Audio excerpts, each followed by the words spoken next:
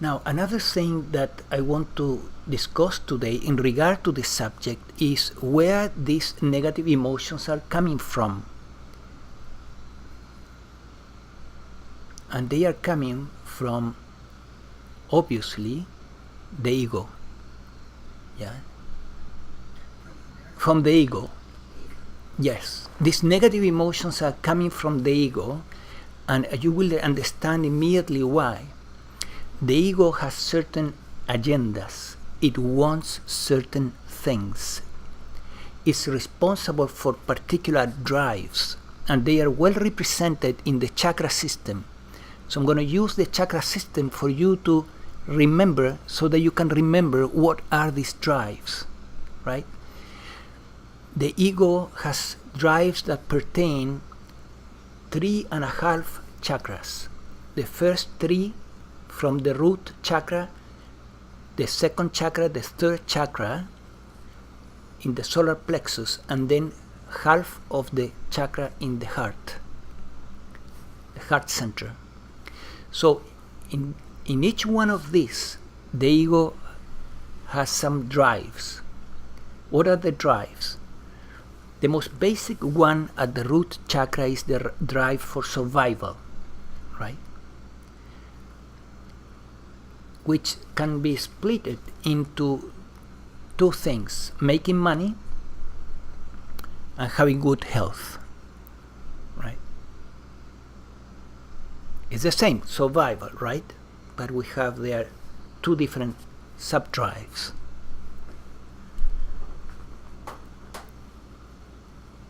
Then in the second center, the ego has the drive to experience pleasure, and is attached to certain pleasures. And when it doesn't get those pleasures, it feels frustrated. Same as when it doesn't get, in the first center, it doesn't get what it wants, it feels fearful, because it fears for its survival. In the second center, if it doesn't get its fix, then it becomes frustrated. So as you see, the consequence of these drives is negative emotion: fear, frustration, anger. Then in the third center is looking for self-esteem, is looking for others looking at it and applauding the ego. It's looking for recognition, it's looking for self-recognition, be satisfied or proud of itself. And it works very hard, the ego works very hard to prove to itself that I am, quotes, I am worthwhile. And then when things are not getting well, and somehow there is a damage to your self-esteem, or to how people perceive you, then the ego gets also frustrated or fearful, or it triggers negative emotions, or a shame, or feeling guilty. So these drives of the ego are the cause for negative emotion. And then in the heart center is the aspect of life that has to do with romance and relationships. And of course, you all know that these things generate attachment and all type of feelings, negative feelings. You know, when people don't do what we expect, what the ego expects, right? When people don't comply to our desires, or if we are attached to somebody, the ego feels threatened. So negative emotions spring from these drives of the ego.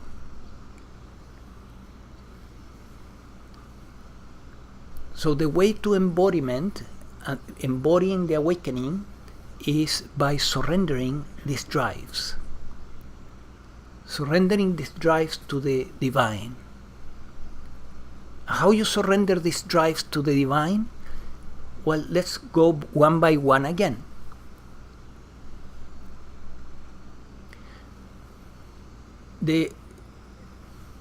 But let's go now from the fourth down below towards the first one. You surrender your relationships, you surrender to the divine, your attachments to people, and you need to come to the understanding that ultimately, if you have bliss, the bliss of a spirit, you don't need anything else. That if you have bliss, you have everything. If the organism has bliss, it has everything. It feels complete and satisfied. That the bliss that comes from a successful relationship will always be short-lived, and that because it's the nature of duality, that and relationships is dualistic in nature, is the nature of reality that things will oscillate between positive and negative. So yes, through a romantic relationship we will experience moments of bliss, but it will not be stable, and that bliss will come and go. And on top of it there will be attachment, and attachment will trigger the fear of loss. So the bliss that comes from romantic relationships is very limited compared with the bliss that comes from your true nature, which happens when all these drives are released. Then that bliss is stable. It's not threatened by, what if I lose this person? What if that person leaves me?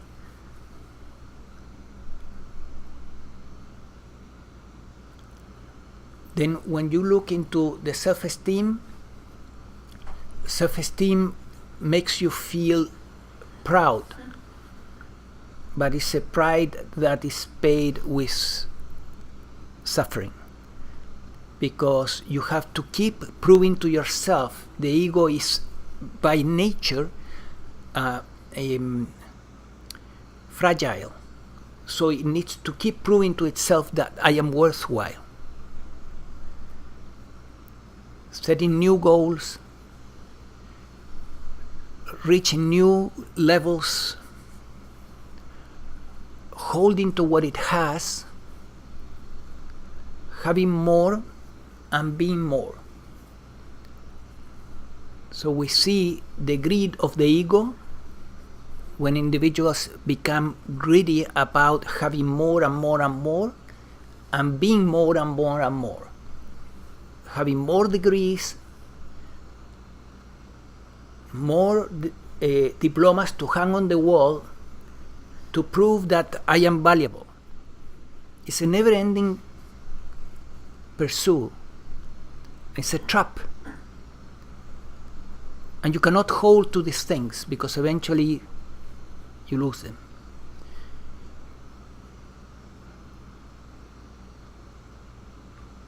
So you surrender these through awakening. Awakening allows you to see through the ego, to see that you are not that you are consciousness, and you cannot add one iota to consciousness. So you stop decorating the ego with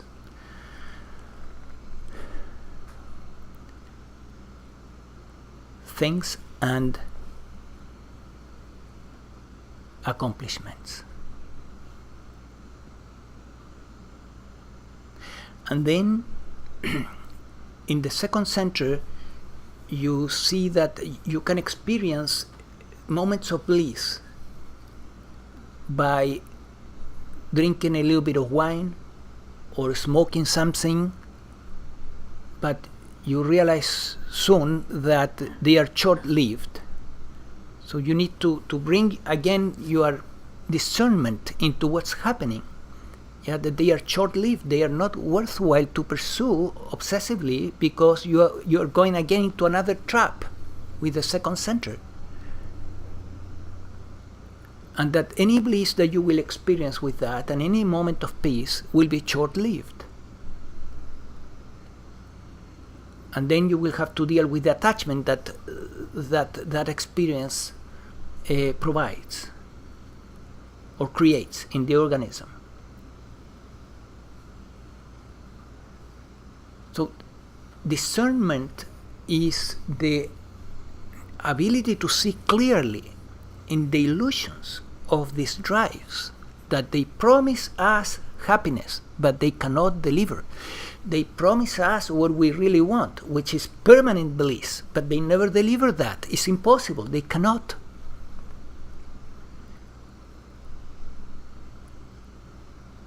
And then in the first center, we have the same problem. We want, the ego wants to be eternal, wants to survive forever. But it's impossible to stabilize health or to stabilize money or income. Both things, sooner or later, we realize that they are beyond our control. That's another way to see it. All these variables are beyond our control. We need to recognize that only partially they seem to be under control, but they are not. And the ego obsessively does more and more to control life, but it's not happening. Sooner or later you find, that you have not been able to control life really, and you're barely doing it. You're barely in a state of a very unstable equilibrium.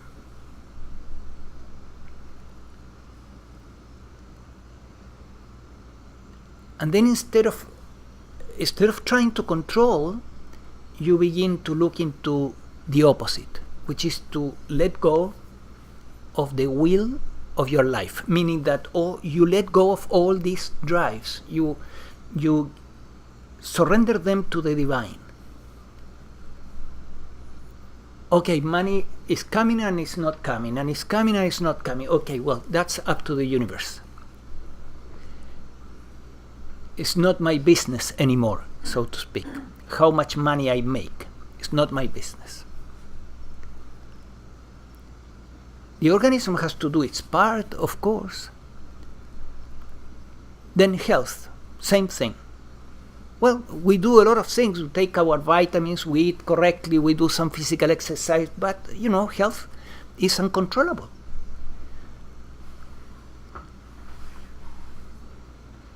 You don't know at what moment something can come up, unexpected. And you see it around people, That person got sick, the other one got cancer, the other one got that, and okay, well, it's like walking on a field with mines. So you say, okay, well, I give it to the divine.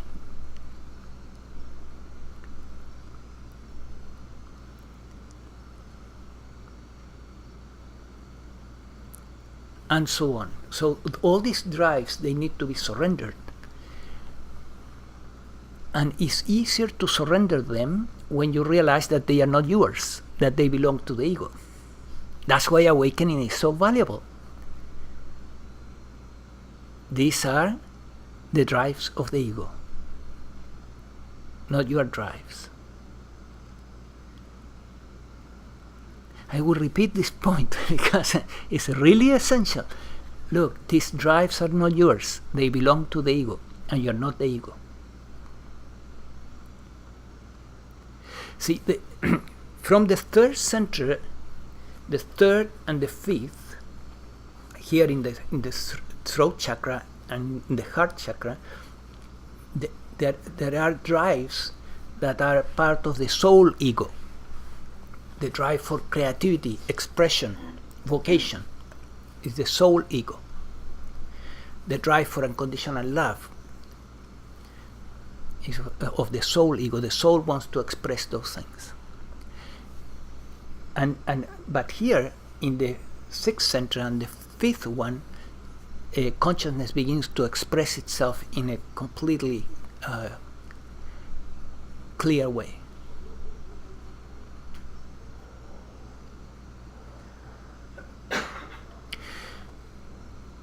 I hope this helps, and I want to open the session to questions, and we have already one question from Diane.